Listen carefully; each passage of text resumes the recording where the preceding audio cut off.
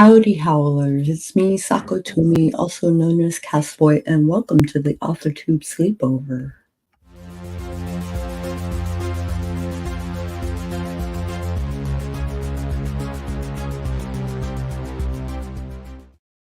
And I have a PC!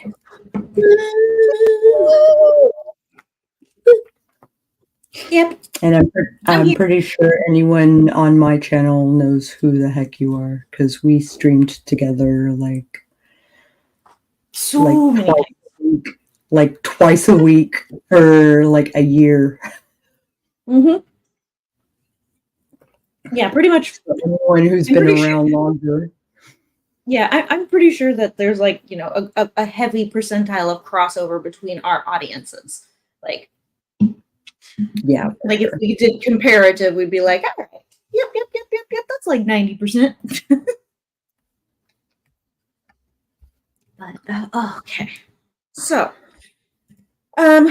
yes. So if we're discussing for tonight, I do want to dive into the vampire lore just a little bit more. Cool.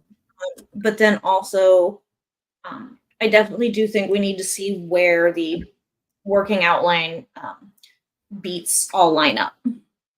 And that's where I'm at. I'll be handling that, I think, and plugging it into the Post-it app. Cool. Yeah, I'm really excited about that. Yeah, just stick the vampire lore one like under here, I think. This thing is what we have so far. Yeah, I think it looks pretty good. We've just got a lot of information that we need to, you know, like just clean up again now that we've gone through. So for anybody that's joining us this evening, what Sako and I are talking about, we had a chance to talk offline a little bit so that we could straighten out a few places where we had like tangles in our plot lines or in the outline and stuff that we needed to smooth out, basically. And so when we did that, we realized we had some weak diverging. Yeah, we had a diverging timeline. We had some weak arcs going on that weren't getting nearly enough attention. So that's kind of what we're doing now. And Sako found this awesome little like Post-it. You can like do your layouts and in Post-it notes and like move your little Post-it notes around old school, like I used to do it for forever. So we're using that. What was it called again? Lucid Spark. That's what it is. Lucid Spark. I'm trying to think of how to show people like what we're doing. Do you want to share the screen for Lucid for a little bit? Maybe during the sprint? Yeah, we could during the... Hey, Jenna! Speaking of sprints, I guess I should bring up a timer. No, pish posh. Yeah, we could just, like walk instead of sprint. So they, at least just have a couple of minutes that they can kind of look at it and see, like, what it looks like and how we're trying to utilize it. Yeah.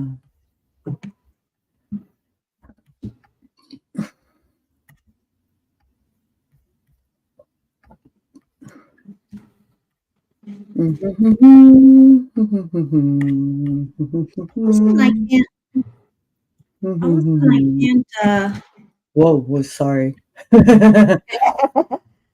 All of a sudden I can't scroll around on the Lucid thing. You having trouble? Yeah, like it won't let me over, like you move that Post-it from the one, where I had it and just moved it over the one. Before I could scroll over there and read that no problem, but now it's not letting me scroll over there. Weird. That's a little better, I guess. Sorta. I'm gonna put a new post-it Is note. it like, is it memory? What the heck? I don't know. It's just weird.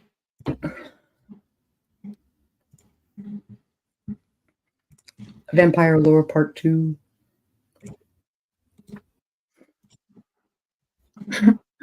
Oh, we can do timer or thing. I'm gonna see if I put it lets me zoom in on it if I put a new one there. Okay, mine's just being weird tonight. It should allow you to do the thing. Like I thought we could work on the same maybe we can't work on the same post-it. That's what I'm wondering. So no, that's not no, because we worked on the little first one that we put up there. You and I both wrote on it. Good point. I think. I'm pretty sure we did on the little yellow one that was. I think the yellow stuff, it was whoever wrote, like whoever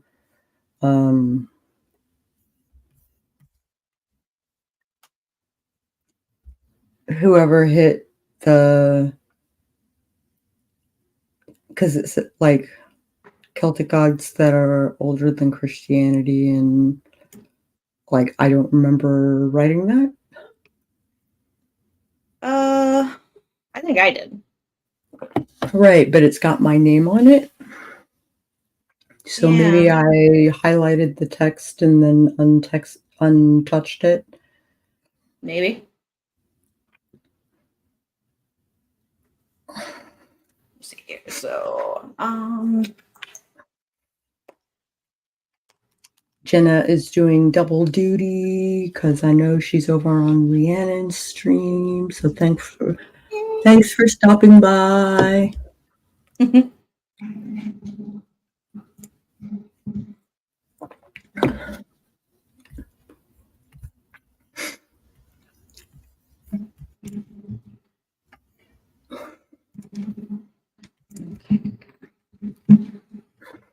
Now, see, it made me look.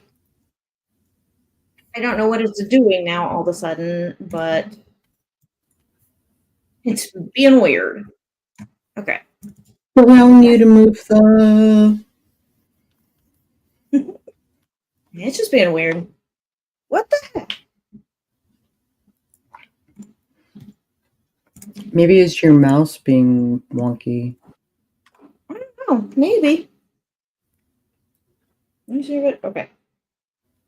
Oh,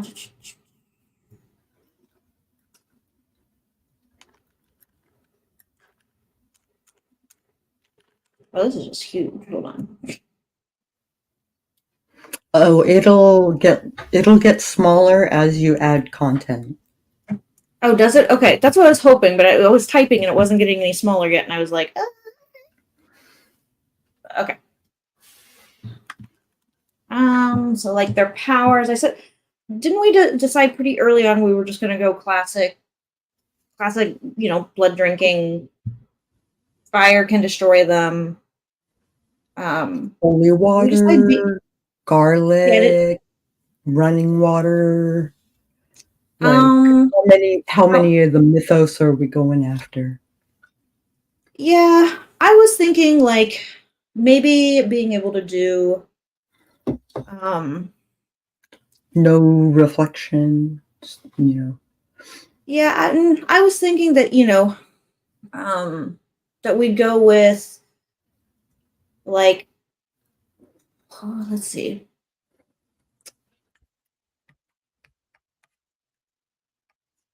Oh, we could have some fun with some of them and get rid of other ones. So, like, for instance, say we decided to ditch the whole garlic and no reflection thing, but and even holy water, like, say we ditched those three, but running water we could keep. And for funsies, how we could world describe, like shoo it off, is that they literally, vampires were literally cursed by witches using the water element, that they're just stuck where they are. They can't go over oceans. They can't, go anything like that. Streams, etc. Yeah. And it just fits in nicely with our world building of a world full of mages and, magic. And I think that's a great idea. It also limits where the vampires can go. Exactly. Like they're like go over bridges, right? So yeah, can't go over bridges, can't go over canals, you know, like anything that's got a current in it that, you know, and I can, you know, the ocean has a current, even though people, they kind of say that it's not considered running water. And I'm like, it's running water. It's running water. Yeah. Might be swamp, but still yet. Okay. Okay, well, we're 11 minutes in. Do we even want to sprint? Like, it doesn't even make sense to sprint, really, because there's nobody watching. So, I mean, if there isn't really anyone on, it could be lying to me. It's true. It could be lying. There could be some incognitos. But yeah, I don't know. Why don't we go ahead and no? Let's just chat for a few more minutes before we do a sprint. I think. Yeah. Yeah. So okay, so the weakness would include can't go over running water. Mm-hmm. Do we want to show what we're doing though, like we would as a sprint, or show the board? Yeah. So yeah, they can't go over running water and world building item. World building item. Ancient witches. Cursed fires. Who remain forever in their own lands. We're kind of anchored. Mm-hmm. And used water as the binding element. We get mages, yay! Yay! Ancient mage. Okay, so they can't go over running water. What's another weakness? Obviously, fire is a major weakness. Very flammable. Yeah, quite flammable. They often stay away from open flames, and none of them pretend to smoke anymore. So, I hate to like equate this to a game, but in Kindred of the East, there are two ways that can happen when you are. There's got to be a better way to show this. Hold on. Whoa.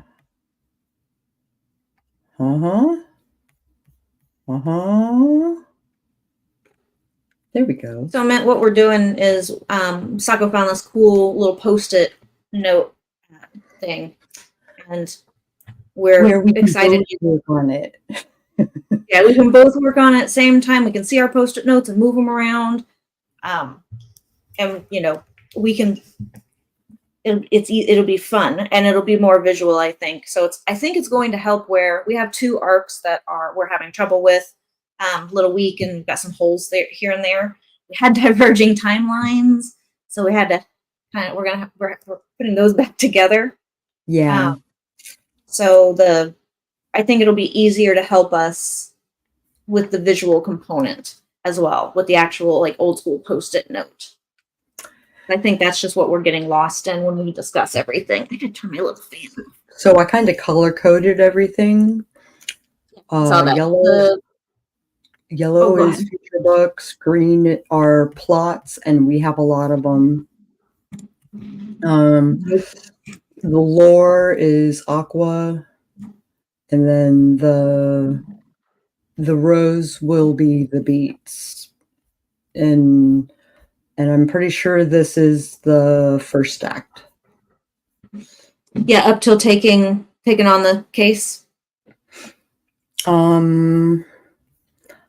That's where I think it should. Yeah. Usually it's the pinch after. Usually it's the pinch after, isn't it? I mean, it can be. I mean, it is. It just depends on how you set both of those up. Like, you know, I did both, yeah. Okay. Yeah, so we'll... Yeah, okay. Hi, Triple C. Need to revise tonight, but dropping by a like. Catch you on the next one. We'll watch the replay.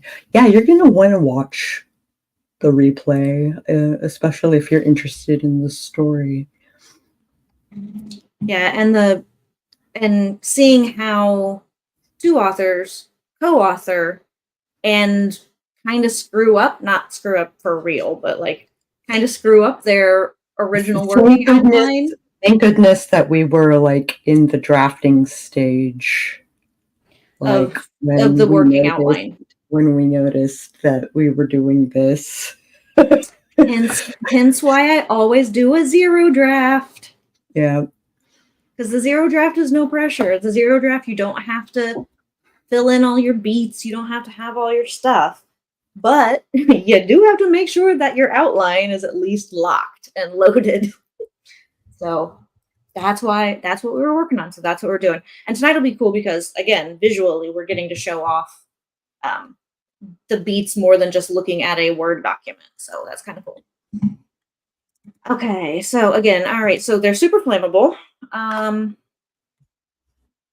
Any other specific weaknesses? I'm trying to think. Oh, don't replace it all. Oh, no, I'm not. I didn't. Oh, okay. I must have just had it been clicked weird. I can't think of too many other weaknesses.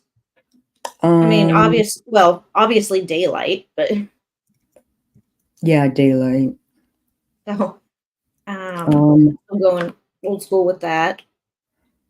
We did give them the weakness. We did give them the weakness of when they are first turned for a certain amount of time. They're kind of feral. So okay, we did give them that. Well, after turning for I don't know several years. I'll just put several years. If it comes up again, we'll hammer that one out. Mm-hmm. I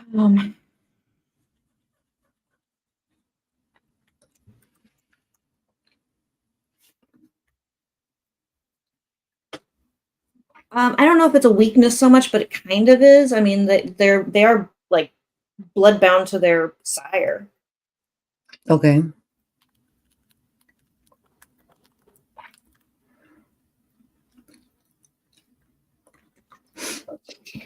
All right, and I can't really think of too many others since we ditched like kind of the more religious angle. Are we doing the stake through the heart, or I don't means think of death? So. I don't think so. Just beheading and fire. Beheading and fire, yeah. Okay. And I think that should definitely be made clear during the climax, like when all the fighting is happening and the elders finally show up. Yeah, I think that's a good idea.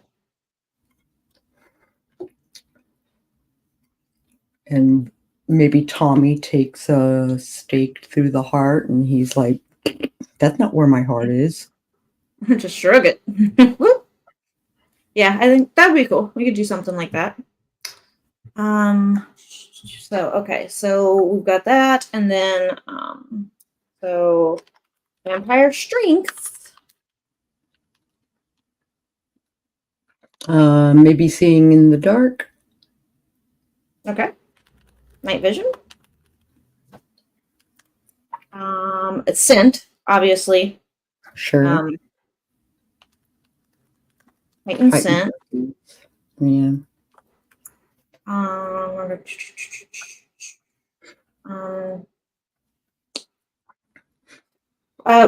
mean, they're kind of highly adaptable to situations, life, but no, not particularly. Let's see, night vision, heightened scent. I wouldn't say scent, but heightened senses, just like predatory senses, yeah. heightened senses. And then strengths, more strengths. Are we giving them more physical strength or slightly more physical strength or just plain old human? I think giving them the extra strength. I think some vampires could be stronger than others. Okay. So just like a kind of like a strength boost. Okay. Let's see. Obviously, immortality. Although that could be considered a weakness too, but I think we'll put that in the strength category for now. Immortality. You know what would be interesting is if they are. Oh, actually, the reason Satan's having to go to these tremendous lengths to get them on his side is they're invulnerable to magic. Like, can't use magic to kill them per se. You can use fire. You can use fire that's created by magic. You can use, physical things, but like can't be possessed or because if we do that, then it pokes holes in the water theory. Not if they specifically used the water element as the binding element. Maybe they're island witches or, witches that use a lot of water work with a lot of the water element. Well, sure.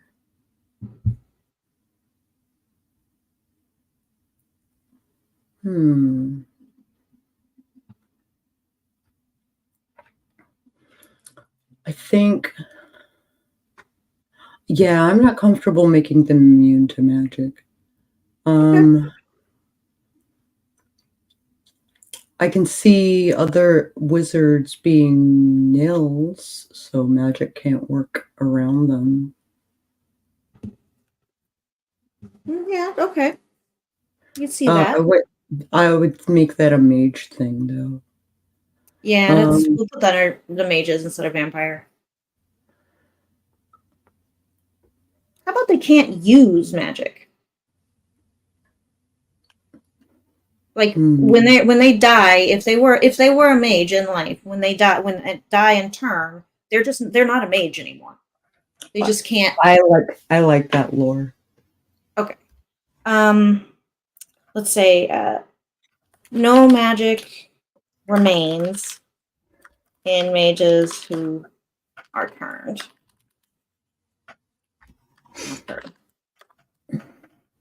After turning. Okay. I think that's clear-ish. Who are turned after turning? Yeah. Hold on. I didn't realize that too.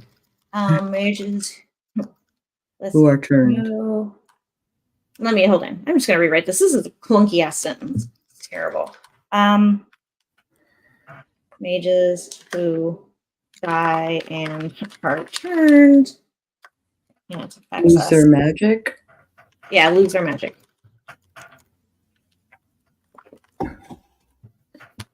That works for me. Yeah.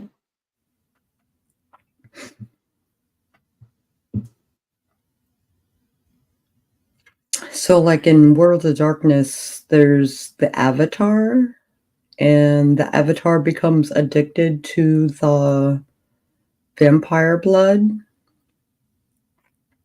Okay. And so the Avatar starts to decay. And the closer to embrace they are, they can kill their avatar. And the avatar is what gives the mage magic. So, like, that's like the logic that I have in my head because I'm a dork. Believe me, you're not any bigger of a dork than I am. Okay, but I get where you're going with it. All right. So, yeah. So, any other, we've got night vision, heightened senses, strength boost, immortality, Actually, this should be under weaknesses, kind of. Mages who die and are turned no longer. Yeah, this should really kind of be under weakness.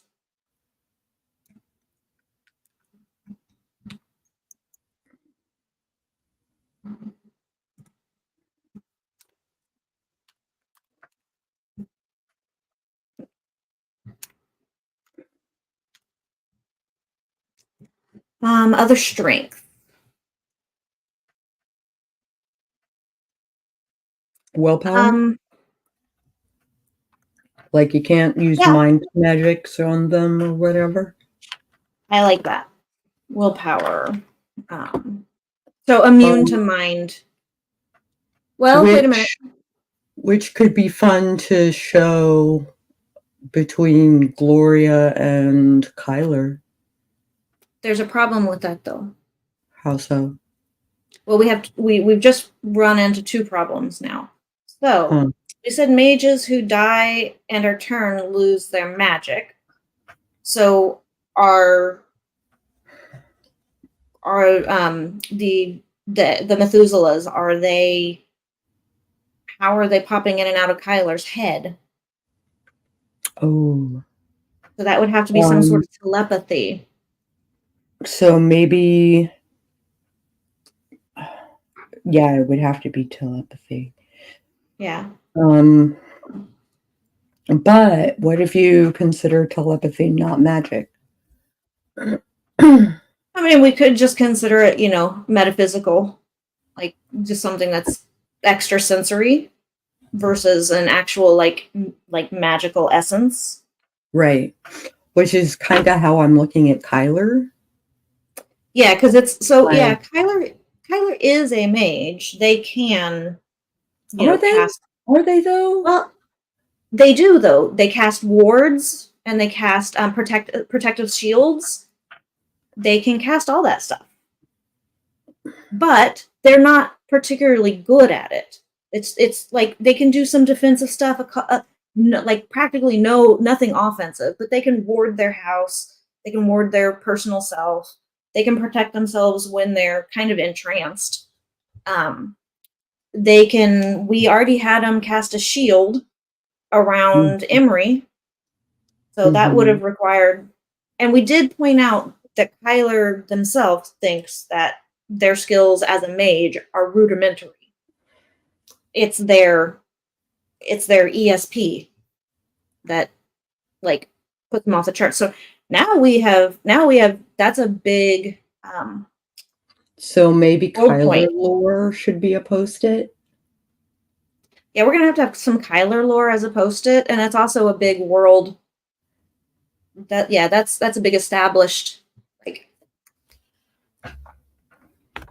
Okay, so let's just say that they just have greater willpower, so they can fend off, mental attacks easier. Not necessarily break down other people, like not do the whole mesmerize, hypnotize type thing. Like look into my eyes. Yeah, like none of that stuff, but more of the lines of they can just stand their ground in their brains whenever they're.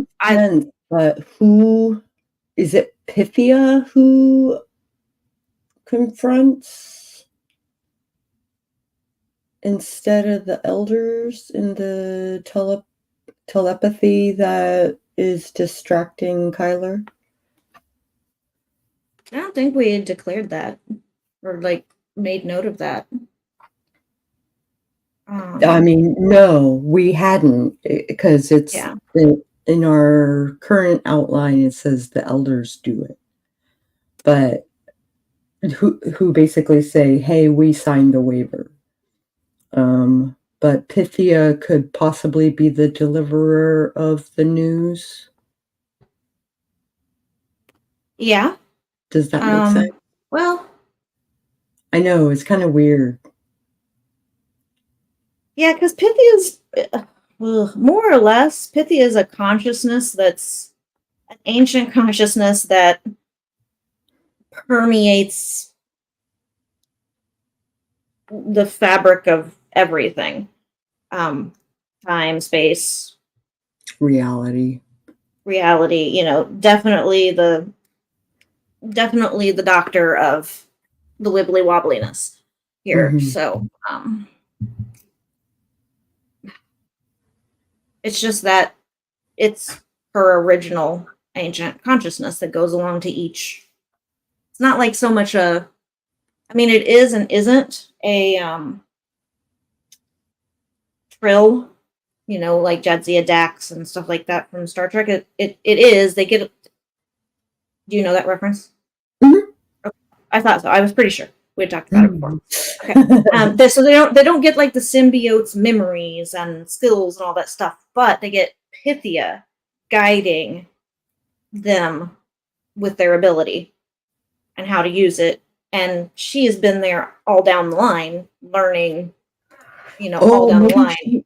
Maybe she goes away when he can't or they can't use their powers. Pythia could absolutely. So, like, they've been depending on Pythia in certain situations, and then she pulls a tough love situation of, you got to learn to do it yourself. I can't keep doing it for you. I already gave you the power, you know, kind of a thing. So gave you the gift. So, all right. So this is just a greater willpower.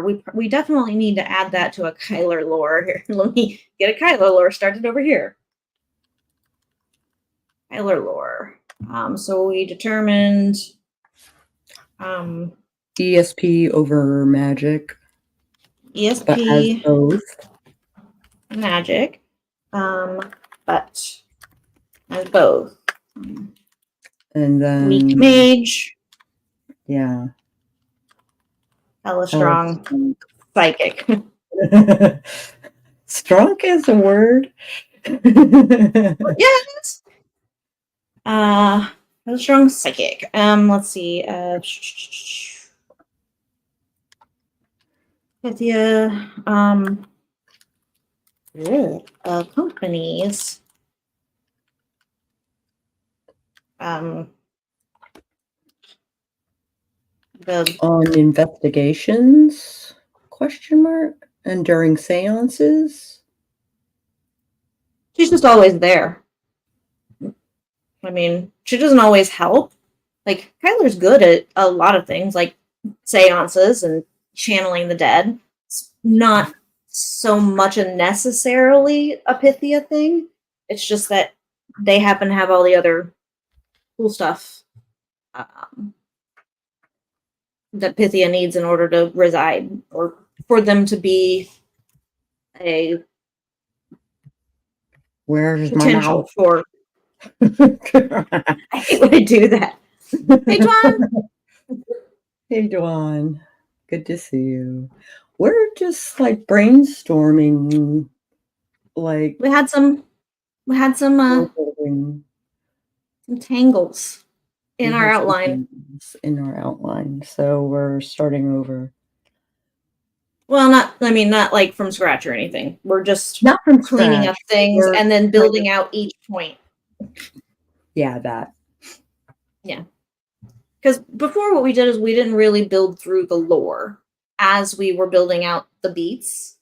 And sometimes when you get once you get into the beats, your beats are strong, but your lore that you've already established in book 1 has to make you detour from the beat that you have in that place, because you can go back and retcon, but it's not recommended to go back and retcon your own series. So unless it's unavoidable for some reason.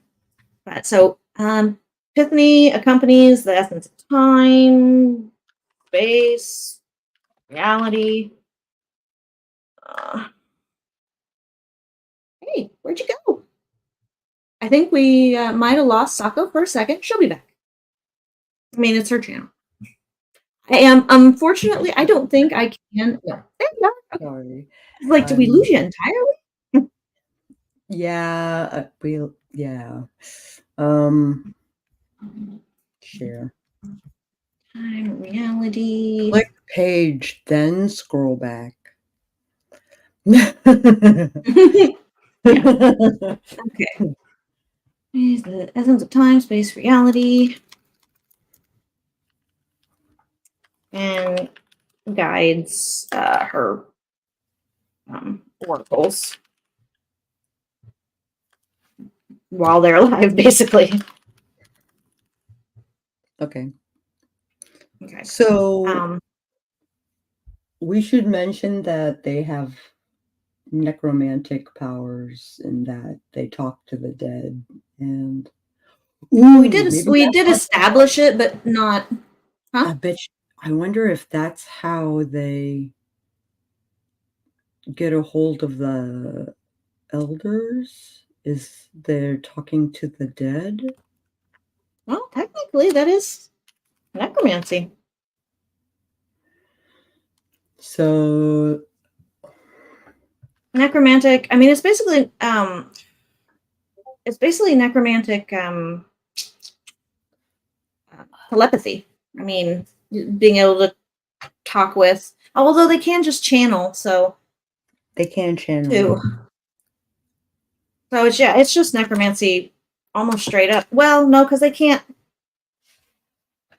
cross or raise. You know, so it's limited. We don't know that yet. That's right. We haven't established that yet. Oh, I like the idea of a necromancer being able to raise a sleeping vampire. I also like the idea of a book 3 once Kyla realizes they can raise the dead. Who's their favorite dead flambeau? You want to put that up in the book 3? Look at it go, people. Yeah, let me add a. Okay, you realize that this absolutely positively does mean we are pretty much writing a book 3. You realize that, right? Yeah, because we're coming up with ideas. There's no way we have level up. Yeah. Raise favorite mage. Flambeau. Yep. Oh, okay. Kyler could also technically raise Rufus and possibly raise Justicia's mother. We didn't say she was dead, but we hadn't gotten that far on her celestial mommy and where she went. Anyway, we'll just keep that in mind. Kyler, level up book 3. Maybe a Justicia arc in book 3. That's what I'm thinking. So we can get a little, and that would could lead us into doing a second series if we wanted to tackle the heaven angel, the heaven and celestial angel, heaven forged. Yeah. So I was thinking, like, hell forged and, like, I don't know, heaven linked or heaven sent. Hell forged. No, I don't know about heaven sent. I mean, I don't know if it would work, is the thing. I don't know if we could come up with a theme. Well, like with Justicia being on Earth.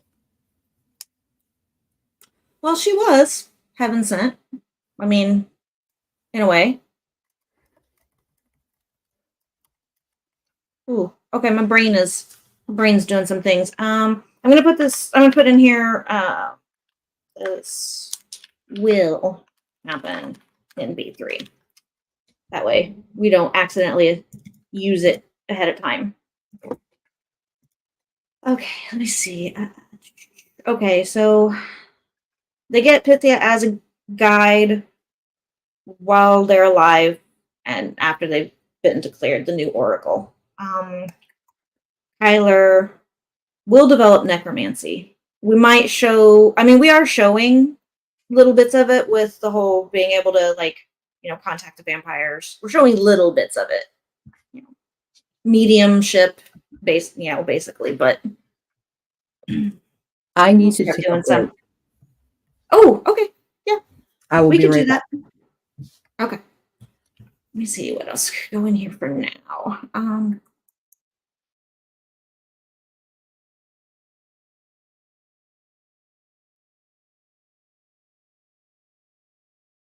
me see, it's in book 3. Okay, so we do that in book 3. That'll be a good tie, I think, with pulling Kyler's necromantic abilities through books 1, 2, and 3. I really like it because Kyler is going to end up being our series. I call it a series anchor character. It's the one character that's in every single iteration of a series, whether or not it's the main series or a spinoff. I mean, technically, Justicia will as well be, but like, she's barely in. She's going to barely be in book 2. I'm talking about somebody that has a significant part of the main plot line, as well as potential side plots. I figure I'll just, sit here and ramble what I know about writing and what I know about writing series till Sako gets back and we can go through more of we can agree upon some more lore. I don't think I know you, Dwan. What do you write in general? Like, if you feel like talking. Otherwise, feel free to sit in the back. No biggie. So if we go with the necromantic and we go with the Delphian, I mean, we know. I am the return. Hi.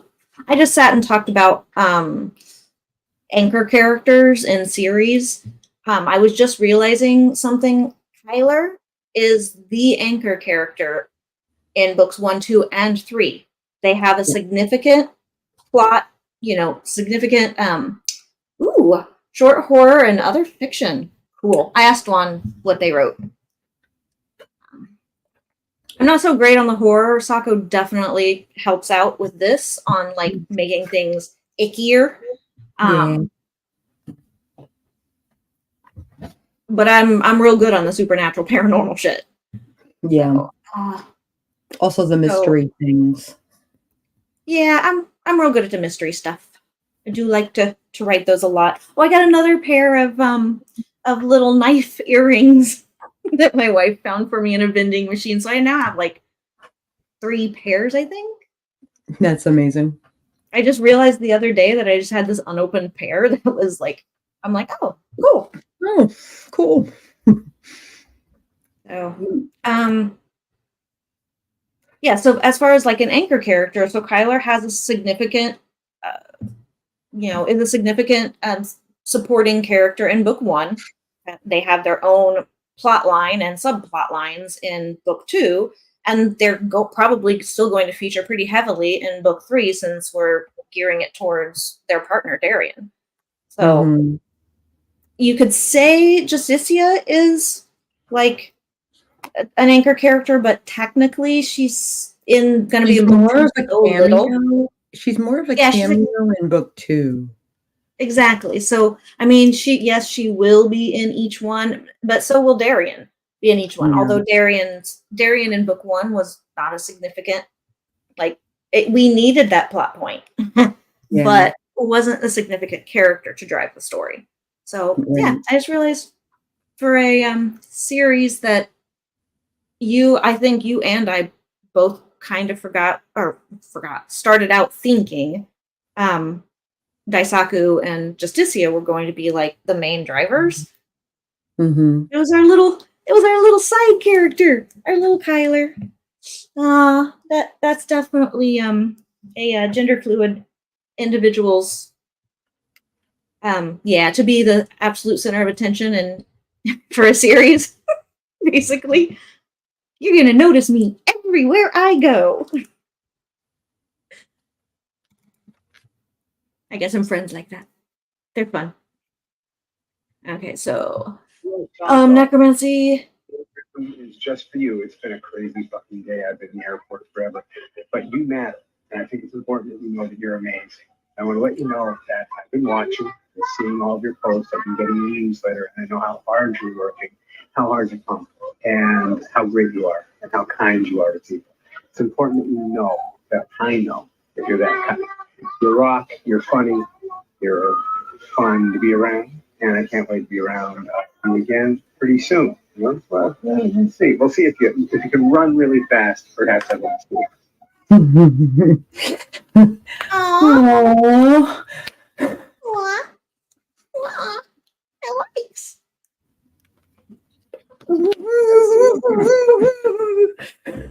I can also I can second.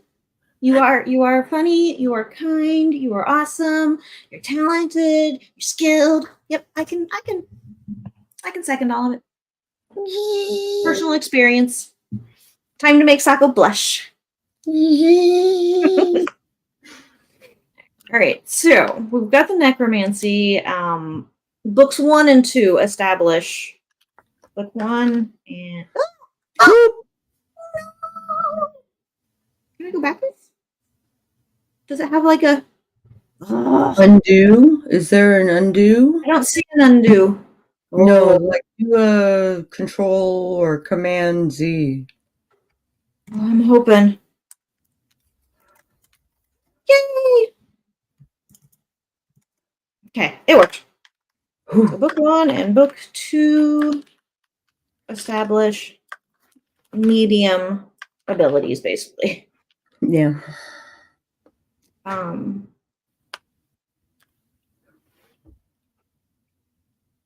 Slash ESP. Okay.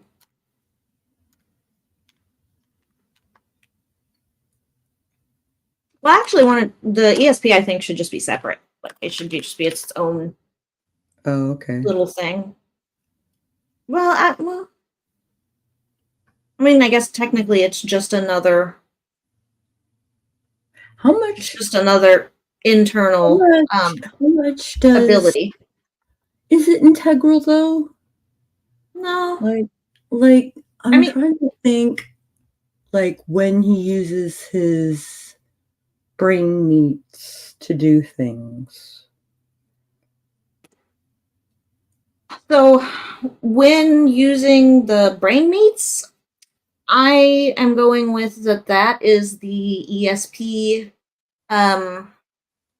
telepathy and when does he use telepathy though?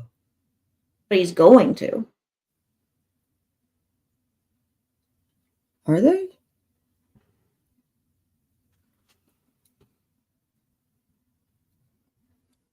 Well, no, not necessarily reaching out to the elders wouldn't necessarily be telepathy. Are they going to reach out to the elders? That's what I'm wondering. Like they can that's use, the thing. They can use their channeling to, like, basically communicate? Question mark. Yeah, I think that's where we've got to sit and think. So the Oracle of Delphi, let's start there. Okay. Pythia herself, was she a mage or was she a metaphysical? Like somebody with an innate ability outside of magic and the manipulation of? I think we should lean hard into the channeling and the seances and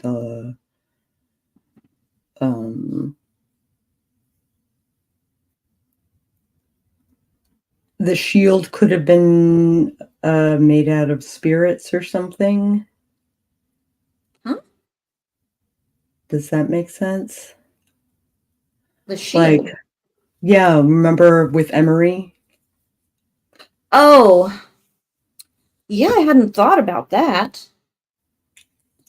Something that they were able to do. We did state that they used magic to do it. Mm-hmm. Because Kyler does say it specifically. By the way, found my copy. Yay! Secondly, you're going to get a copy too. Because I went ahead and got another one. And all of my annotations in the margins and stuff are going to be in color coding for you. And you can see everything that is written in my copy. Very cool. So yeah, let me see. I did do that. Where did I put it?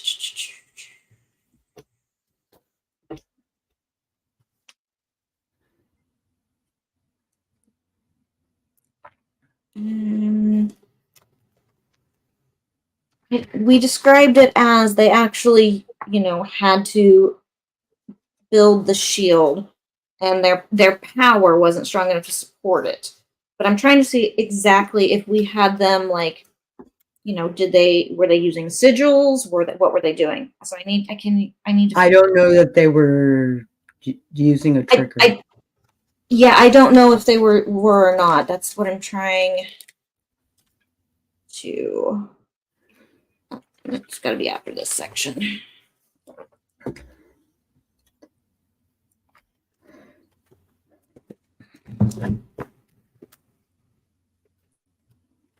Where's my copy? Here was something that I found in the first book for Kyler and did not realize. It's when Kyler goes to see Lieutenant Brenner for the first time to ask for help. And they're just like, yeah, we know about celestials, blah, blah, blah. You're too small potatoes. We're not going to help you. Yeah. Kyler leaves the building, we make a note of Kyler leaving the building and being able to sense all of the magic and all of the wards being used for that building. Because it says that is, hold on. Other than the magical warding decoration, the walls, doors, windows, ceiling, and floor expertly disguised as art pieces and sculptures, one wouldn't realize they were in any place of magical power. That is, of course, unless you were someone like Kyler, for whom magic tingled against every nerve, danced along the edge of their inner eye's vision, and made their hair prickle to attention. So, I think we should remove ESP telepathy and put that. Yeah. And they also have a photographic memory side effect of being a clairvoyant. Yeah, we've got a couple here. And we did establish they can't see the past. It's just a flashback. It's just like a memory. Right. Yeah. Let me see here. Yeah, I put this here because it was cool when I was like, God, I don't remember writing this. So book 1 and book 2 establishes medium abilities, and I'm just gonna basically come on like Tyler. With him, magic tingled against every nerve, danced along the edge. There. Inner eye's vision.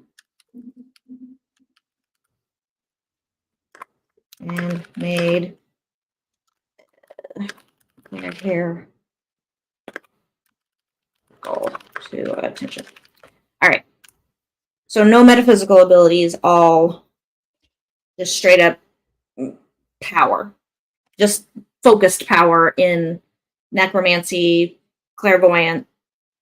Okay. So Kyler could have been Kyler could have thought, even if they were casting using, whatever sigils or whatever, and we did mention it, since they do have some light mage ability, Kyler could have thought that the only thing supporting that shield with Emery was their mage abilities the whole time, but maybe it was really souls. Maybe it was something they didn't yet understand. I think that sounds like a great flashback for later in book 2. Yeah, I'm thinking where they had the same flashback. We deliver it, but from the point of view and perspective of Kyler realizing that wasn't just mage ability, that was necromantic mage ability. It wasn't just a general warding protective circle, you know. I like this idea. That should be a beat. Yeah, you want to grab that and put that in someplace, and I'll finish putting this little section in. I got to get photographic memory too.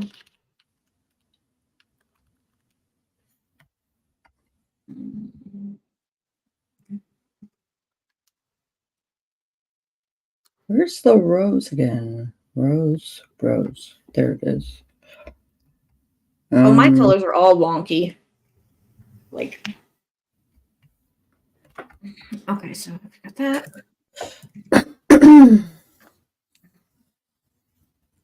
Let's see. Kyler has a flashback of Emery's demise.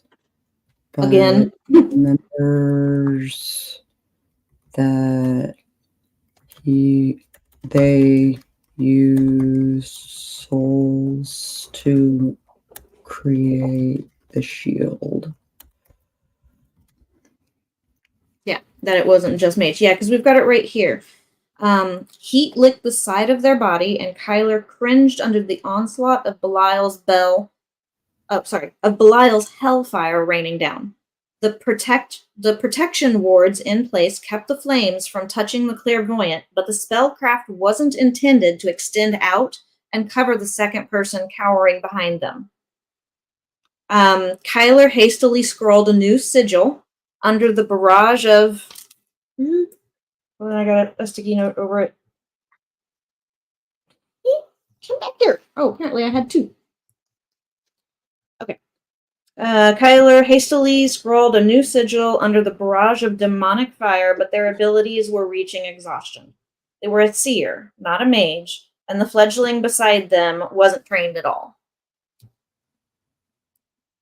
So maybe they I'm wondering if they... Yeah. Go ahead. I think I know what you're going to say. Maybe they mistake their mage abilities as... or their abilities as being mage-oriented, and really they're necromantic in origin. Yeah. I mean, it's probably what Kyler's innate power is as a mage, along with the whole Pythia, thing.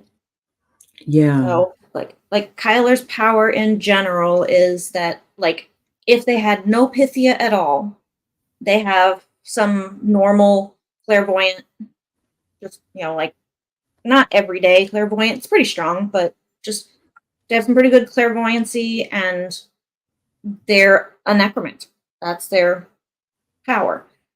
However, they also have the whole Pythia thing that's been joined with it, which it gives the whole clairvoyancy.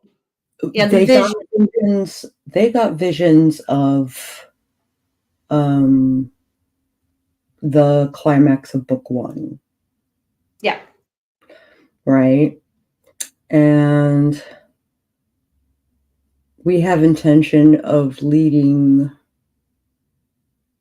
into book 3 with the same sort of... Yeah, we like our visions. I assume that's how we're going to lead into book 3. We haven't really kind of discussed that outside of Iris's, like, involvement. Because we still have to discuss more Darians. Did we write Iris, Zebulon, Dorisha, Julio, Iris? Yeah. Okay. Might want to give that two Post-its. I mean, I know I can zoom in, but Might help if they were more easily, glanceable to read.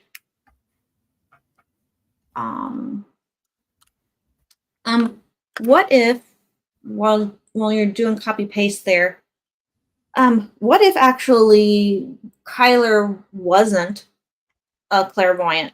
They were just literally, when they were born, separate from Pythia, the whole Pythia thing.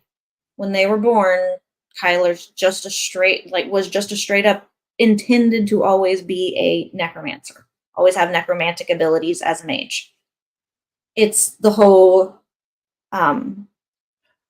I wonder if the visions and stuff are what Pythia gives them. Yeah, so they have a general,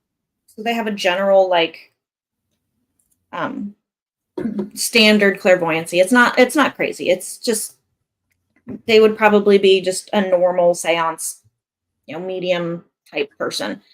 But because of the they can still sense magic. That's what sets them apart, is what I'm thinking.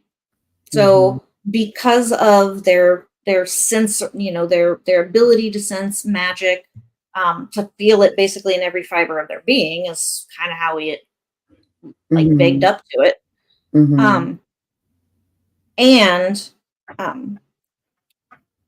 Because they do have, I lost my train of thought. Hold on. Yeah, it was my whole line of thinking of what makes Kyler so special that they become the actual oracle over everybody else. So apparently, Pythia would at least be impressed with, well, Pythia can see time and space as well, even in her present incorporeal state. I mean, she is the magic, or is the whatever. So she could see that they would become an immensely powerful necromancer.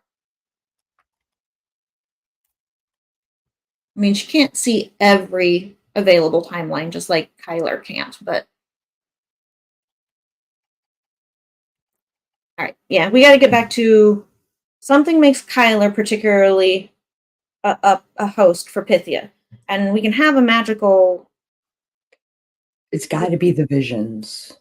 Yeah, it's got to be the visions, is what I'm thinking, because that is what Pythia was most known for, was. And the oracle and having visions that would help. Yeah, so it's got to be the visions. So we'll just say that Kyler, born a normal clairvoyant.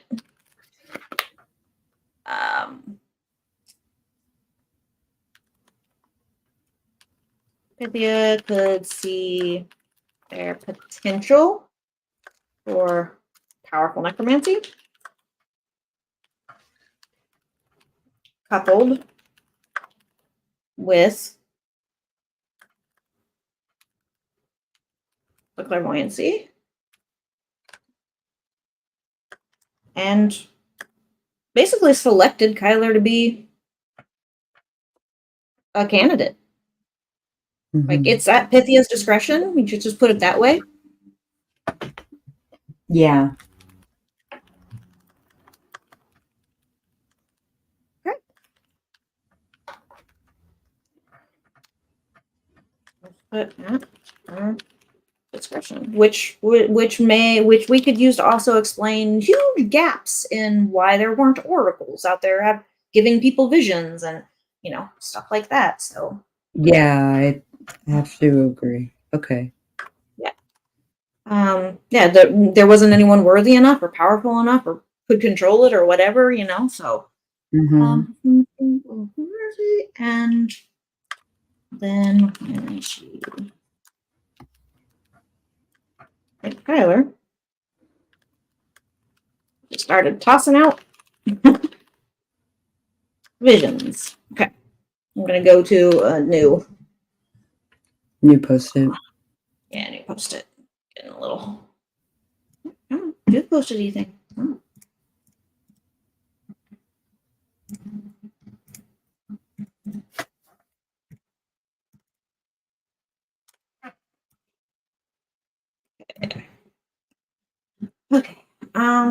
So that gave us Pythia.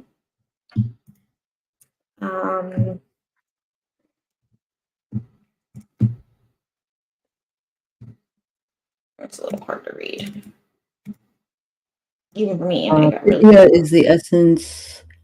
She has been watching the descendants of her bloodlines.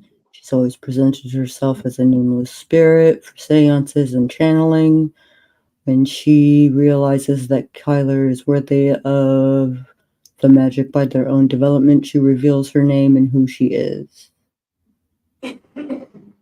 Yeah. So when Kyler does all the right things that lead to them developing their necromancy that she could foresee or not foresee, depending on which timeline happened, then she decided to say, "Hey, yo, you're not just a normal clairvoyant. These aren't just normal visions. People don't get to, talk to Lucifer in their head in visions in the future, but yet in the past."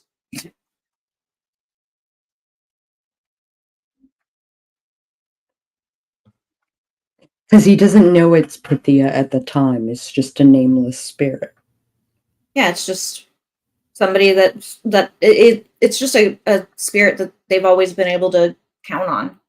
Or like Either always or starts at the funeral because of the trauma. No, I really think Kyler should have Pythia with them their whole life. Like at least once their power started. So whatever age we determined that Kyler started, manifesting abilities. Because babies with powerful witchy powers, probably not a good idea. Hi, Nikki. Yeah, we're not really sprinting per se. We're just like brainstorming some world building and basically concreting our magic systems. But I think we're streaming though for another what? We're only an hour in. Yeah. So we've got So we've got an hour. We just haven't really been doing any sprints per se.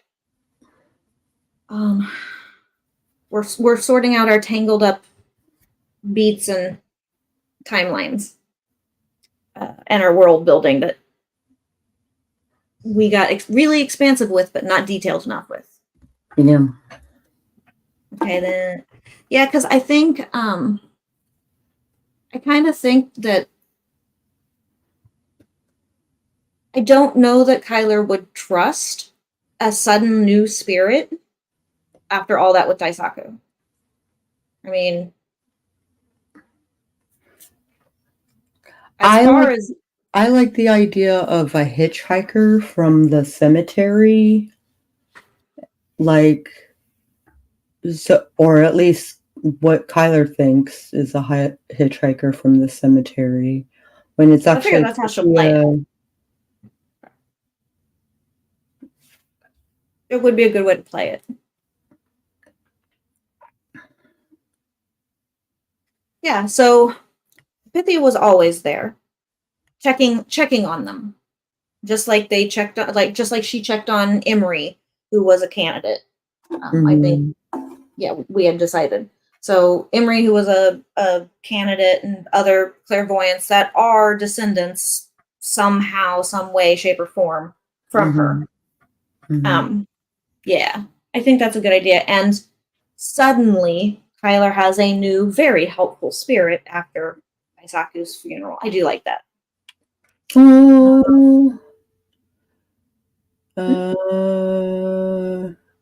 I totally get not having the spoons, considering you had surgery on Monday. Yeah, and that's not a kidneys. Not a kind surgery. It's not a kind surgery. It's not a kind place to get to. It's not a Yeah. I hope you're not in too much pain and they gave you good drugs. Indeed.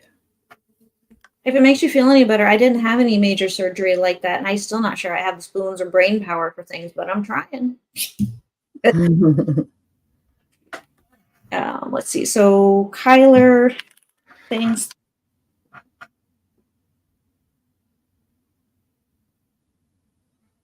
You still with us? Oh no.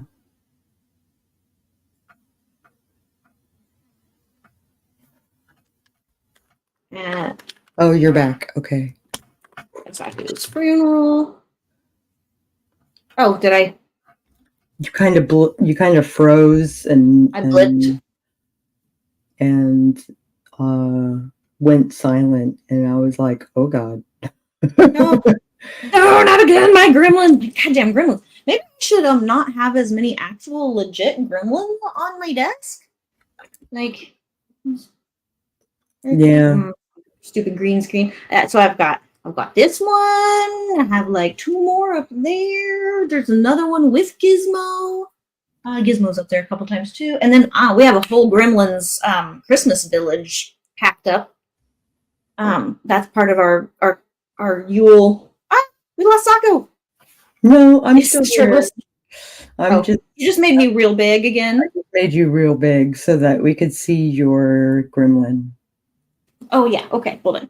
Gremlin. Here's my gremlin with his 3D. It is a gremlin. It's a movie 3D gremlin. Glasses, his movie gremlin. And then I've got more gremlins up on my shelf. So maybe I should have fewer gremlins. That's just asking for trouble. Yeah, well, no, it's asking for trouble. You know how many fairy gardens are just running around here, just willy-nilly out in my neighborhood especially, within 1 block radius of me on all sides, there are 4 fairy gardens. Like, very specific. And I'm like, y'all are just playing with fire there, because inviting the fae, like, if you neglect that little fairy garden at all, it's not a lava rock. Huh? They like my lava rock. Yeah. I have a lava rock covered in moss. Oh, I get that. I live in Portland. We're just covered in moss. It's so green here, even in the winter, because we're just covered in moss.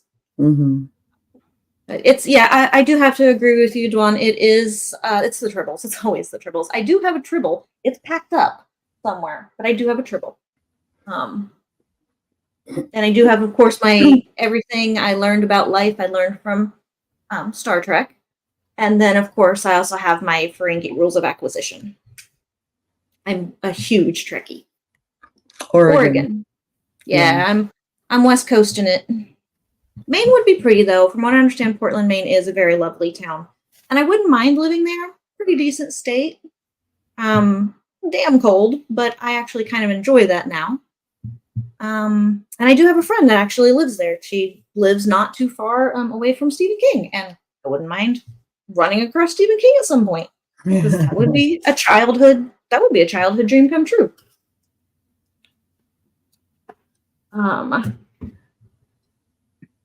Respect on the Trek tip. Yeah, I got lots of. My dad's a huge Trekkie, and I'm a huge Trekkie, and we do cosplay, and we've seen like everything.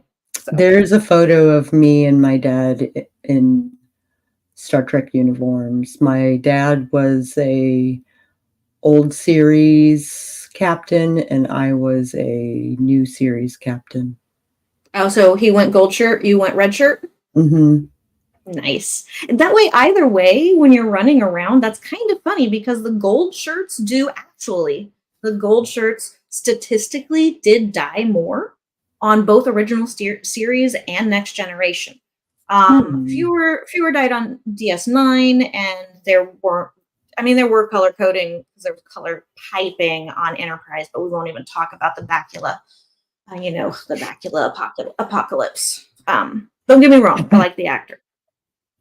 And there were some fun things. It was a good science fiction show. Bleeding Heart.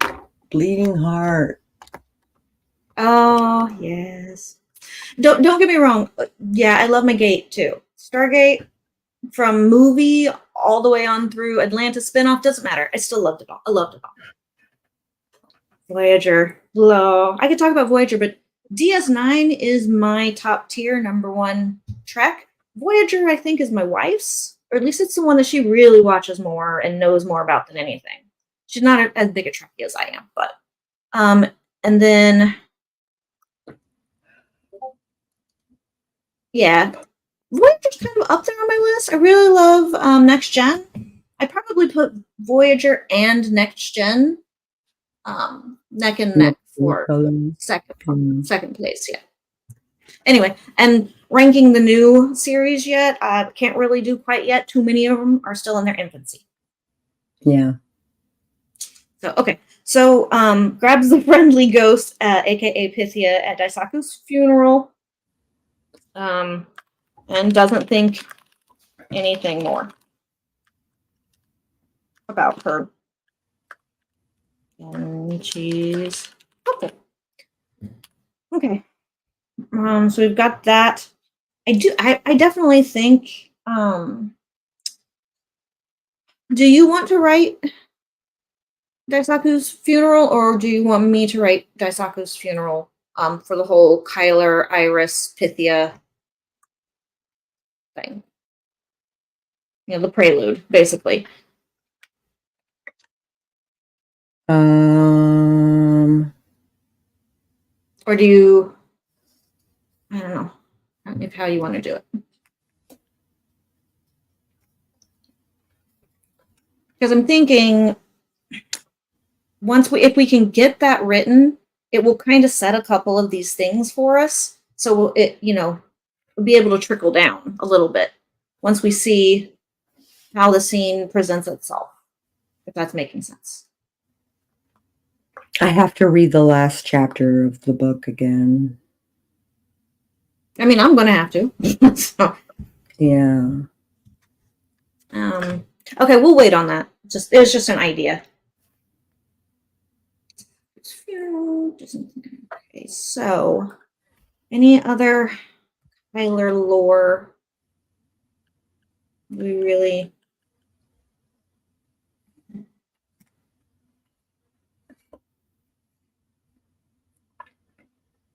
I think it's a good spot on Kyler's lore for at the moment, right? I'm sorry, say that again. I think we're kind of at a good spot for like Kyler's lore until we have to come up with something else. I think we've filled in most of our gaps. Yes. Yeah, and kind of reaffirmed up where his powers lie. Yeah, like what are their powers versus what's Pythia's contribution to. Yeah. And I do like that because it means basically, I mean, Pythia was just a super powerful seer. It wasn't it wasn't anything else that's noted in the tales or record, whatever. Right. So I think that's a good idea. Yeah. It's just Kyler is more of a badass than they think they are at their abilities.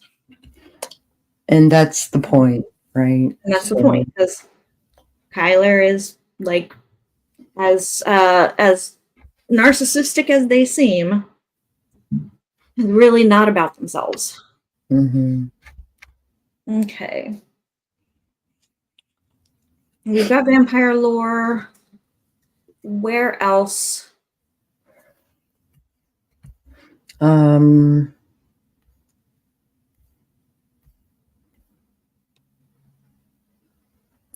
guess Darien.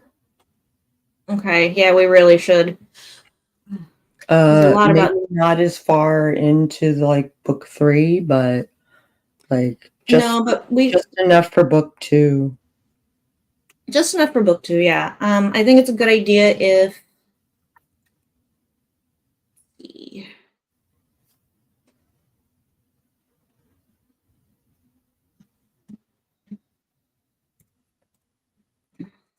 let's bring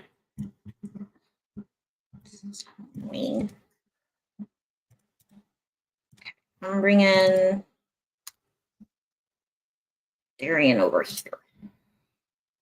Whoop. Forgot I still have my mouse set up for like gaming. So my little scrolly just went like the tiniest little scroll. It was like, whee! And I zoomed all the way into the aqua, like, oh, it was my whole screen. I'm like, oops. Okay, so we've got Darian lore. Okay. Aside from what he looks like, we know what he looks like. He's a little cutie. So we know we decided the other day he's half fae. We decided that and he likes to hide it. And he hides it. Which is hard because eyes. Yeah. Yeah, well, just, yeah. Difficult due to eyes. And he's beautiful, naturally. Okay. They also have the ability to pick up things that are important to people. Yeah, so that's their power. I'm gonna know what is an important item, person, or situation in that moment, in a moment. They can't know it in advance. That, you know, it's just a present ability that goes off, I guess.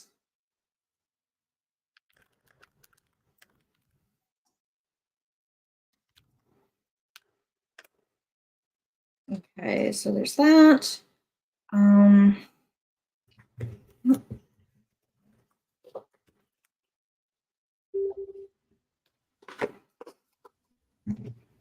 With this, trying to think. Did we have? I don't think we really came up with much else for powers. That I think should stay pretty much where it is. Yeah. Oh wait, didn't we have Darian be the one slowing time? Oh yeah. Yeah. Can slow time, but it's limited. Remember, we said can either do can either just kind of hold one person stopped in time, or can only hold up to a few people. Can't, like, they could stop one person or they can slow everybody down, kind of a thing, right? Mm-hmm. For everyone, let's say a radius of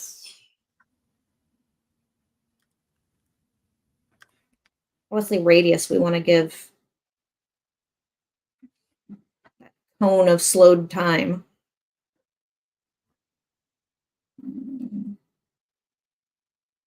Within, I don't know, 50 yards? Or 100 feet? Maybe 100 feet. 100 feet. Yeah.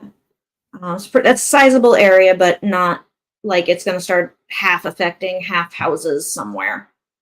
Yeah. Slow time for everyone within 100 feet, or stop time entirely for one person, plus self, if they want to. Okay. So yeah, we've got the slowing of time. We will establish this. To be stabbed up to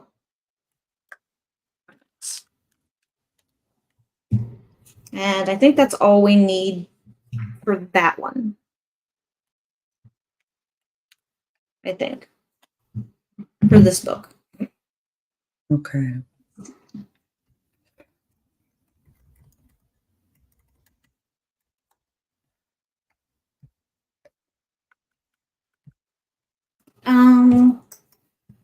what else? What else we got? I think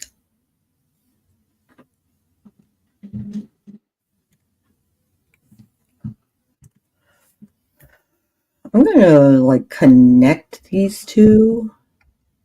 Yeah, I think that's a good idea. I'm gonna do that for The ones that are Iris's thing too. I'm gonna move this my little bullet point here over. You just connected. Okay. We're getting real spread out. Yeah. I was like, yeah, let's give us a little less space between all the post-its. Okay, there we go. Okay.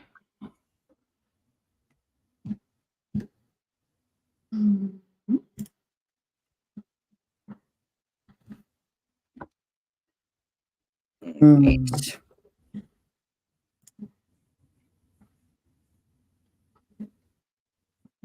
We are using Lucid Spark. Oh, yes. It is it's a little glitchy here and there, but I think that's because we're streaming at the same time. That tends to be a bit of a drain on the poor computer.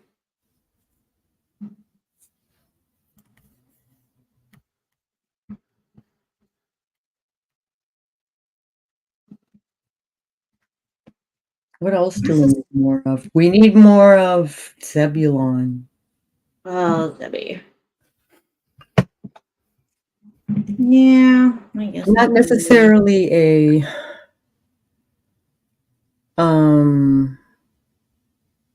I kind of like the idea of Zebulon being a mage, but his stuff is holy. So Zebby does have actual. Ooh, I mean, or maybe it's not holy. Maybe the light is actually like Hellforged because his family. Could be. Or I mean, his power can just literally be that he's charismatic, that he can talk people into things, that he can like manipulation, basically. I think it's Peggy who's manipulated. Oh yeah, but also, you know, Zebulon is just a good speaker. Okay. I guess we should have Peggy lore. We should have. I mean, Satan lore. And we can connect Peggy and Zebulon, I think. I'm gonna move Kyler. I'm gonna move this. Kyler has a flashback of Emery's demise down so that we can get under Peggy. Oh, okay. Yeah. Well, yeah, we should go ahead and put it under her though for her lore, I think. Or no, we really should just put her lore over here. We'll just link them. Okay. I mean, if that's what you want to do, I think will work pretty well. Yeah. What do we just do?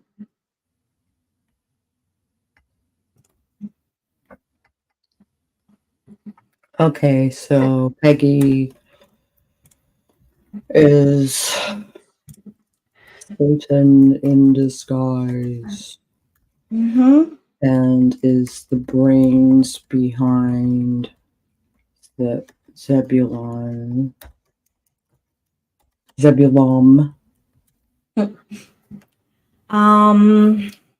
Satan is one of the 7 princes of hell. He is one of the 7 princes of hell and is invested in hamstringing everyone. He's invested in hamstringing Lucifer, so he's fucking everybody up. Which fucks everyone up. I love our notes sometimes. So now question. What does Peggy want? Well, question. Was Peggy a real person before Satan took her appearance and name and whatever? Or was she not? I would say yes. I'm thinking so too. Lucifer just put on a costume when, at the juvie center for Justicia. I'm saying Peggy just straight up murdered somebody and took over their life. Yeah, I Cool. have to agree with that. Peggy was a person before Satan and has become a Peggy suit for him. Yay, we just got gruesome with one words. That's a great power to have.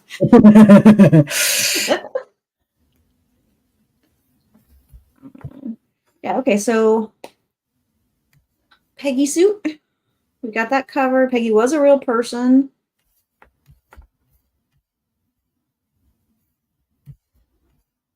Is there anything else? That's what I'm trying to think. Oh.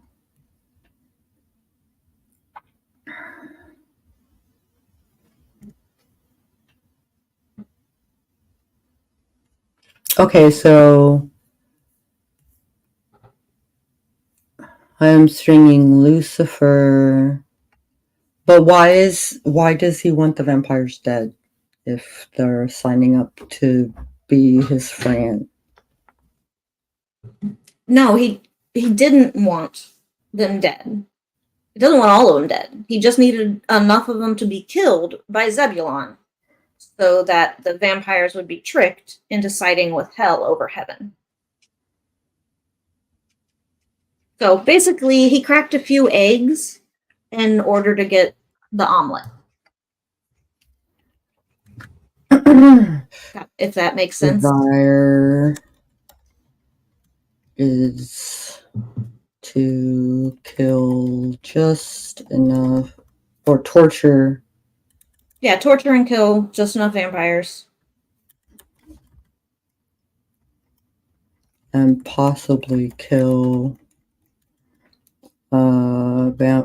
enough vampires to make them think that they are being attacked by heaven, quote unquote. Being attacked by heaven. I like omelets too, Dwan. I like them a lot. I used to eat a ton of them growing up.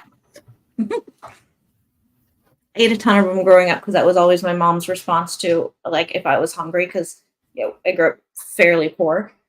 My response was her response was always, there are eggs in there.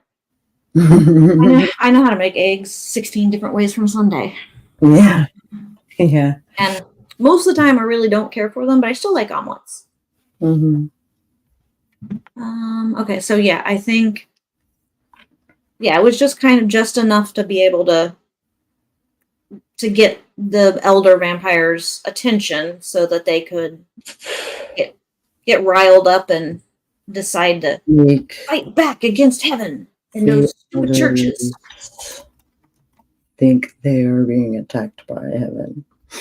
Yeah. Okay. So, all right, there's that. I'm gonna squeak this over here and attach it to Peggy. Okay. I think we're gonna have to have a little overlap here and there with definitely going to be overlap. I think the beats are going to have to go, or at least get moved. Yeah, I'm pretty sure they're just going to need to get kind of moved off to the side maybe for now, or down further or up, whatever. Because just kind of off to the side a little bit more while we get everybody fleshed out. I wish I had like a map. I'm gonna pop this over here for now. Yeah, I think that's a good idea. And then, I mean, we could move like Darian's. We could. Darian's thing can be popped over too. Exactly. Like it can be brought over to where he's at. I'm so zoomed in at this point. Hold on. There we go. Like, can be right there.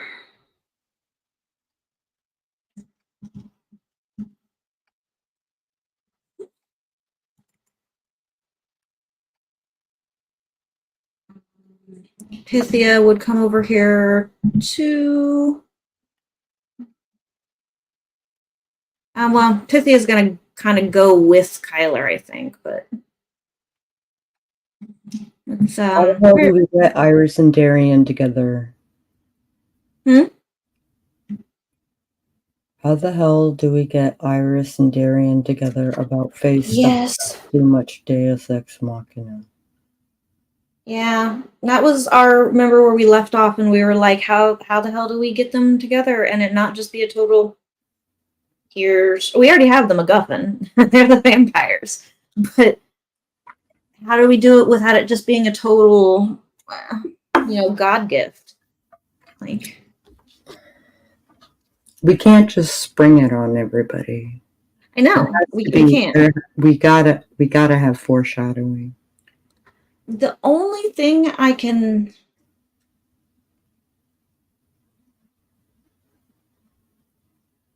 Okay. I haven't read through the meet cute all the way with Darian. I know they start dating, like seriously dating, in book 2. Mm-hmm. But they had like a little thing, like at least a little fling going on in book 1, because that's how they knew each other. Right. Would they have had enough of an established relationship that Darian would have gone to the funeral with Kyler? By book 1? Maybe. At the end of book 1, at the very end of book 1 at the funeral?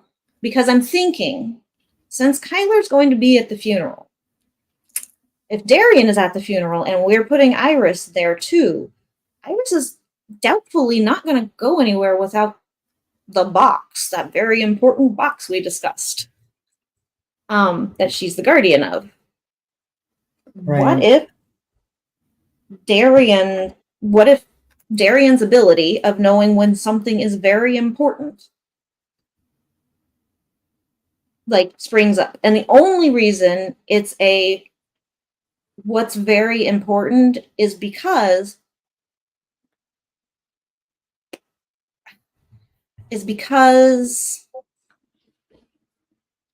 of Kyler's visions and Pythia. Since Pythia can see into the future what's important, and we know by book 3 we're making Iris important with the whole box. I think we touched on that at least. So maybe Darian...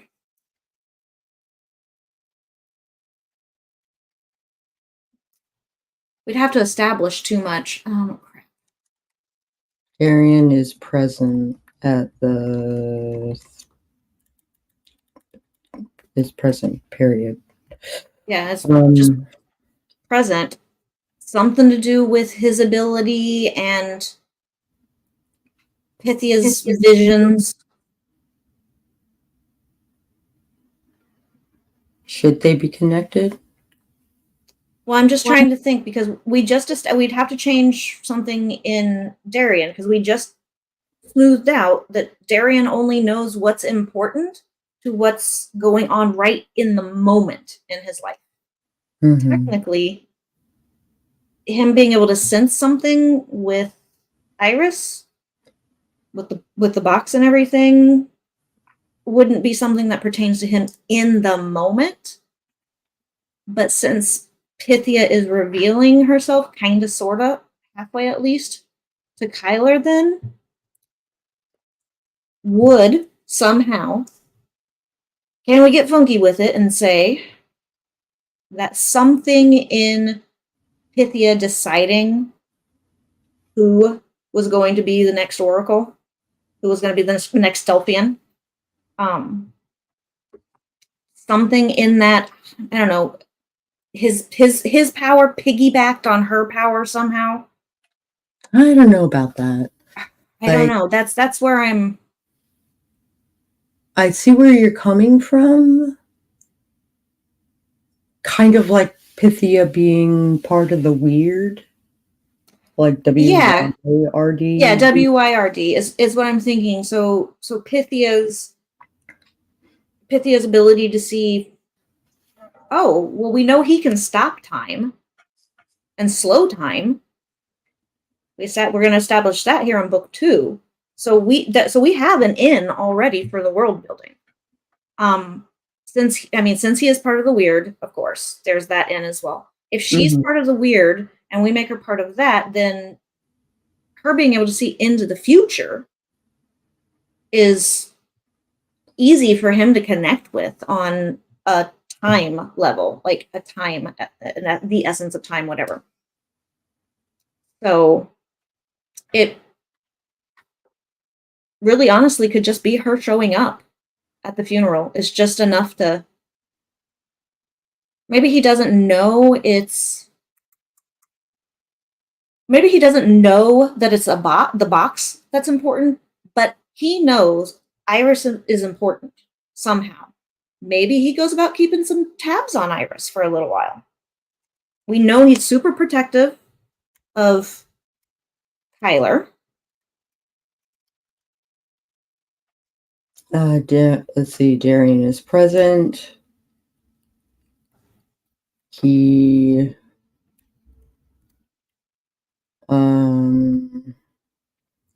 knows Iris is important, but doesn't know why. Which is weird to him, first of all. Because he never knows why something's important, just that it is important. I guess it would be weirder for him after the fact if she never seems like she's important to something. She's just important much further in the future to his life, somehow, that we'll figure out.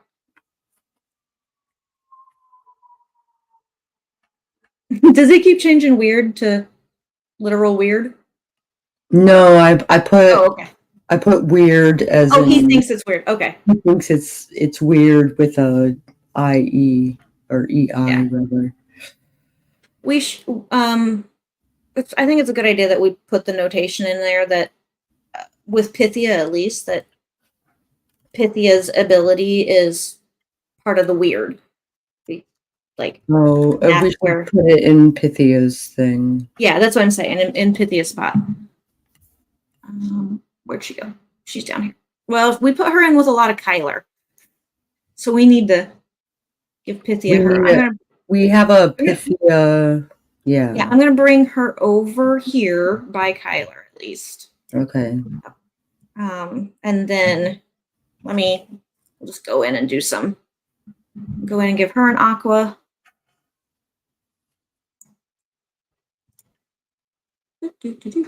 Come on. Where? She spends the book basically trying. So.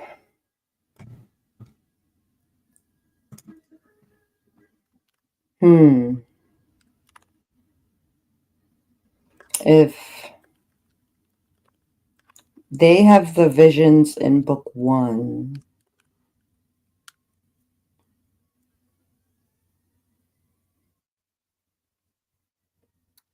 Maybe that was her test for Kyler. Or, better yet, actually. Jesus Christ. Get out of the way of the ambulances. Yeah, I know people are ridiculous. Jesus. What if Pythia wasn't responsible for that first vision at all? What if that was straight up Lucifer? Remember we talked about Oh, Lucifer looking at, like, breaking the fourth wall, basically. Yeah. Lucifer breaking the fourth wall, giving Kyler a vision that Lucifer, if Kyler is successful at defeating Lucifer, will help Lucifer in the future somehow. He is an angel. Oh my gosh. So there is a person who just like popped up in a chat named Jesus Torres. Okay. And I'm like, Taurus. what if Justicia was male? Sorry. No, it's okay. I see the name Torres all the time. The only reason I picked it for her character was because it's and Joanna love this because it's B'Elanna Torres's, last name from Voyager. So I was like, I need a good, strong, like Latina last name. And I was like, pretty common in Phoenix, I was like, Torres is pretty common here, and it's also B'Elanna's last name. I like it. Okay, so Pythia's power is part of the weird, and she did not give Tyler the original Lucifer. I knew he'd like it. The moon approves. The original Lucifer vision. Lucifer did. Okay. I love fourth wall breaks. Okay, I think that works. So then later, when she attaches herself to Kyler, I don't know, maybe there's a brief flare of her power or something like that. And that's just enough of a... It's called Lucid Spark, Nikki. I think you missed earlier when we answered. I'm sorry. I should have said it again. But yeah, it's called Lucid Spark.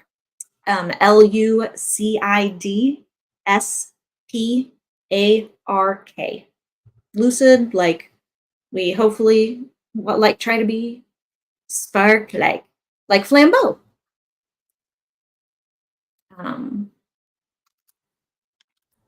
Okay, there we go. We're gonna say her. I don't know. Choosing Tyler as the next Delpian at the funeral. I don't know.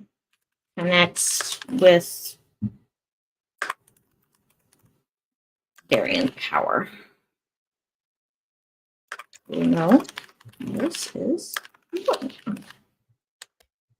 That's the thing about all the stuff. I'm still not. It overlaps. I'm not convinced. Huh? Like, I'm still not convinced.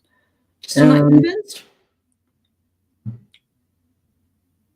Of Pythia being the cause of Darian's power stun. Well, I'm wondering if it's just enough to like I don't know, because he can't see the future. We've established that. Unless we decide to change that, maybe Darian can sense into the future. Can sense. Okay, so maybe things that are literally world breaking / and/or apocalyptic are powerful enough for him to still be able to pick up through time. Just echoes of it. Just know something's important. Who, Kyler or Darian? Darian. Gotta be something to do with time.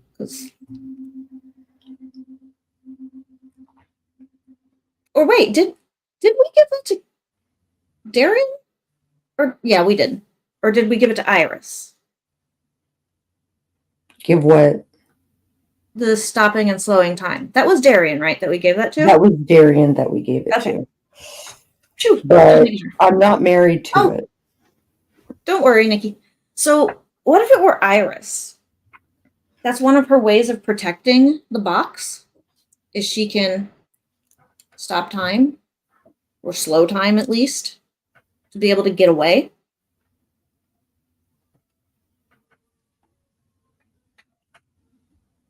Maybe. This is definitely she is present technically because she's part of the Unbound. Well, yeah, I mean, now, yeah. So, I mean, she does. She shows up with,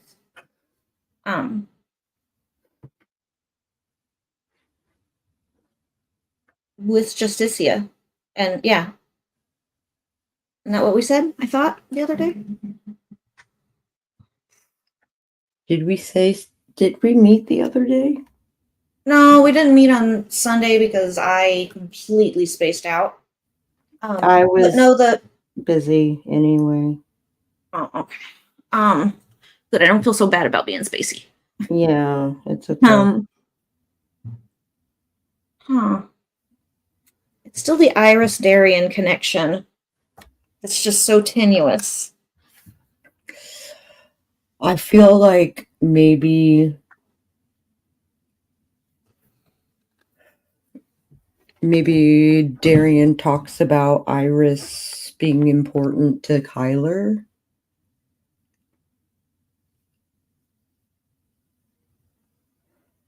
I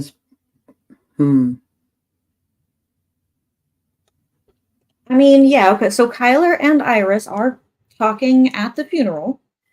You know, Darian is likely to come. Darian's not going to say, "Hey, you're important." Like, no, but I feel like it would have come up because it would confuse him in the moment. Like, if he's only ever known that something was important in the past, it's always been just within the moment, not although, I mean, maybe we do. Maybe we lift the time. Maybe we lift the time restriction of it has to be the present. It can be the future, but maybe that's limited. Or they just have like a past, present, future power. Yeah. In which case, like, they could make the future now. Say hi. Hi, kitten. Because he just invited himself up on my lap. And almost on the keyboard. Off you go, bud. I was too slow. Right. All right, let's see. Yeah, I say with Darian, I say we take off our restriction we've given ourselves.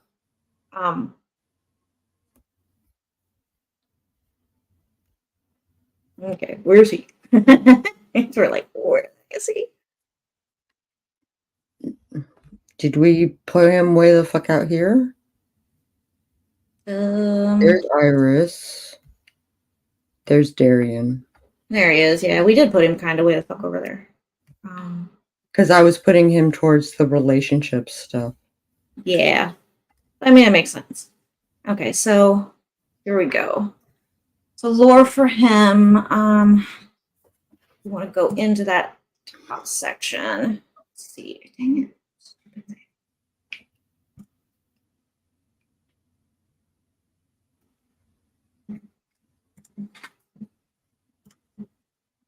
Okay. Whoop. Yeah. I'm sorry. There's this typo that I just gotta do what you gotta do. Ability is important, but not how. Actually, maybe we didn't. I think we were just talking about the restriction. Oh,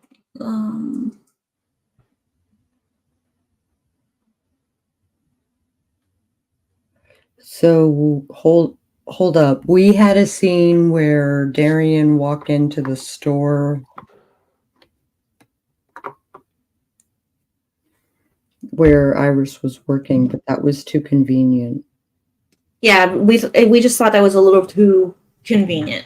So I think we would Darian be there? Would Darian be there for Della or the other mage that I created? I think it's still too convenient to have whoever he's trying to find conveniently be where Iris is. So I think we're using a whiteboard, Nikki. We're using a whiteboard with the Post-it tool. Basically how I used to outline all the time prior to all sorts of cool, nifty Post-it note programs. So, you know, like pre-2007. Mm-hmm. I thought, okay, so we thought of that initially because we were going to make Iris a keeper of knowledge, like kind of a thing, but then we abandoned that when we said that she has the box. Right. So because he knows she's going to be important, he just keeps tabs on her. You know? Not hard to do while she's still enthralled. And then once she's not enthralled, well, it gets a little difficult, but I mean. So I think he just basically just kind of keeps tabs on her. Maybe he could. No, we didn't have Julio go to the funeral. I don't think. I'd have to double read, but.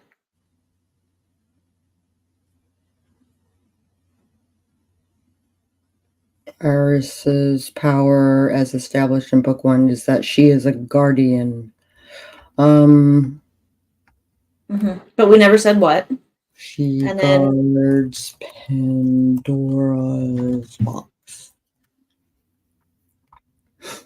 And the wonderful hope still left inside of it. Right. Which is a really powerful tool. Okay, so yeah, I think that's how we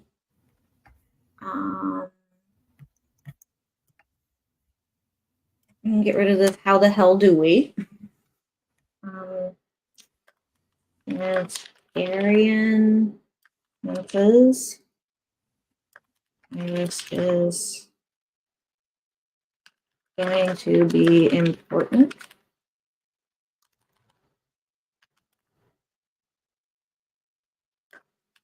In the future,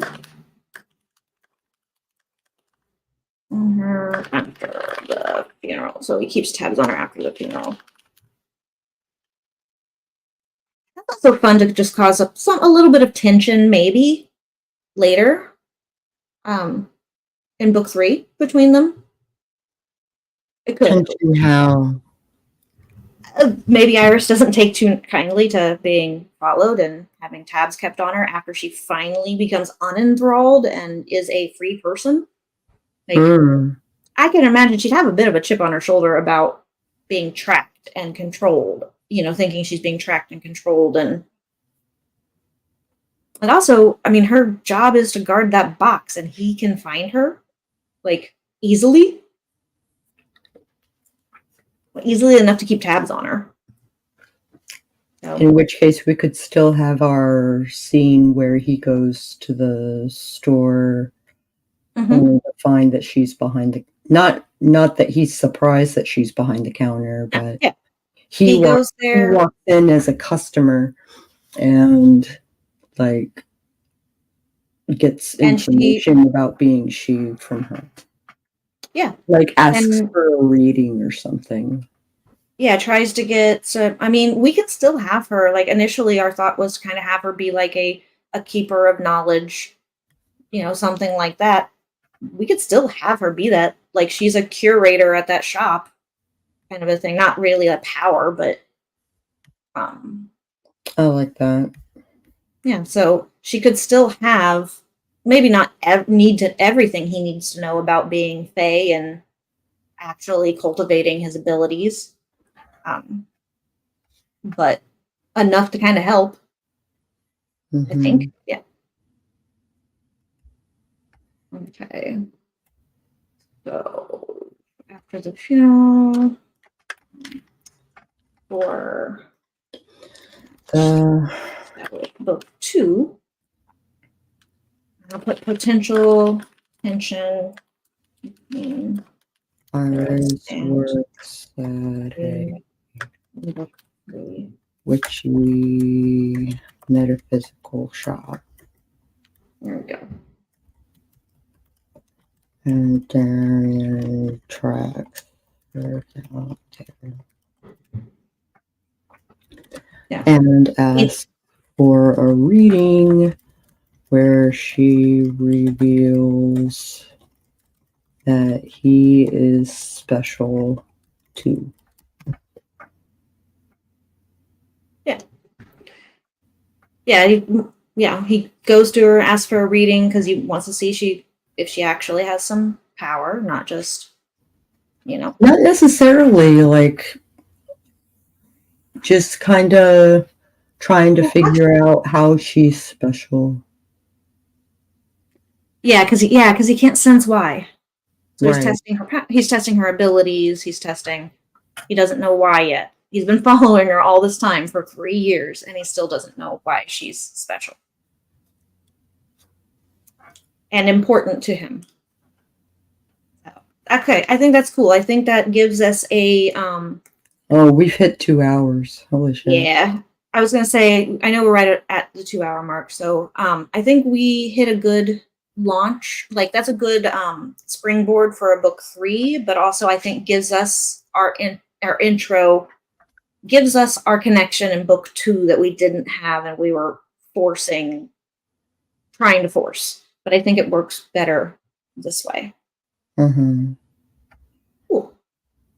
I'm gonna move Iris over here. Good idea. It's so hard when doing like lore about each character because each character has to cross up with every other character, so it's like okay. So I think that gives us that. I think we're at a good stopping point. I think that's a good stopping point. I think we got a lot done. We did. That's a lot of lore. We cleaned up a lot of stuff. A lot of world building. Yeah, we did some more definitive world building. I like based on what was already existing. Yeah. Yeah. And then went back through and realized what we already wrote in book 1, and we should probably do that again. Yeah. It is. It's cheer-worthy to like get a bunch of stuff done. And essentially, y'all are just experiencing exactly how Sako and I talk through it if and when we're not on screen. Yeah. That is pretty much how we handle it even when we're not on screen. Yeah, we just go, okay, I was thinking about this thing over here and it doesn't make sense. And then, one of us throws out an usually a harebrained, off the wall idea. That's me most of the time. And then Sako goes, connect the dots. Yeah. I try. Dot.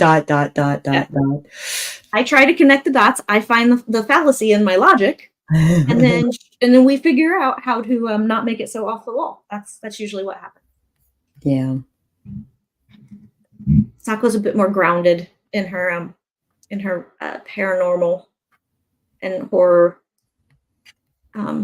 ideas. I'm just like, what if we have mutant aliens from outer space? She's like, paranormal horror. I'm like, whatever. I've changed my genre so many times since first publishing in 2007. I was just a fantasy author then, epic fantasy. And then, when I came out with Abby, it was like, okay, so I guess I do fantasy and urban fantasy / paranormal mystery. You're also the crazy co-host. I have weird ideas. I'm just like, hey, if I throw out an idea, how good of a writer am I that I can connect it back to what I need? Yeah. You're just throwing it at the wall and I see if it sticks or not. Does this stick, and does it make sense that it sticks? Yeah, that's it. Yeah, I think we did a lot. I don't know about you, I but think we did a lot. I want my pen and something to drink, and we're having sketty tonight. I'm gonna keep this window open, I think. No, let's bookmark it. Bookmark it. Yes. I'm gonna bookmark it nicely under my literal Sako co-authoring projects folder that I have. Wow. You have a whole folder underneath my words folder. Wow. That's an honor. Not a lot of people get whole folders underneath my words. Under my editing, yeah, under my edits, but not under my words. You special. Oh, I can change the shape. Oh, we can make them funny shapes? We can make funny shapes. Ooh. Well, good. When we start to run out of colors, we can start making shapes for what we need I to don't do. know. There's a lot of colors. There are. I noticed there were a lot of colors. So. All right. Well, this is now bookmarked. And so is my email that gives me the link to it that says that Sako invited me to this. Yay. Bookmarks are good. Okay. Oh, wow. Your light turned off. Oh, wow. My light did turn off. It went into dark mode. Went into, like... It's like the 2-hour mark has been touched. Hi. I'm back. I had to change it from my more ambient light, which is what I kind of prefer. Once it starts to get darker out, I start to prefer a more like low light level as much as possible. Yeah, I know what you mean. Okay. If you liked this video at any point, I encourage you to hit the like button. And if you want to see more streams like this one, you can usually find us at 9 p.m. Eastern, either on her channel, or my channel, or both. Yeah, I'm just right now dual streaming, so it's all good. Should be able to find us somewhere. Yeah, it's a sticky note mind map. That's exactly what it is. Old school. Yeah, it is old school. This is like 1950. You have to say that so thoroughly. Yeah, 1915. Yeah, the last time I actually used sticky notes, like real, like physical sticky notes to do my outlining and work out my beats and my character powers, weaknesses, flaws, whatever, was pre 2007. I've had my my Post-its and my index cards and stuff lined along a wall in one of my videos to show that's my old, those are my old Post-its for. That's so 1900s. I know, it's so 1900s. No, Okay. that would be everything that I wrote that's still on, that was written on a word processor that I still have in analog format and haven't scanned yet. Yeah. That's 1900s. So you might want to subscribe and maybe even ring that bell on the off chance that YouTube actually notifies you when we go live. And by the way, you can like click it and tell it like some posts or all the posts, or do all the posts if you want to know, if YouTube will actually notify you when we go live. And we will catch you guys on the flip side. See ya.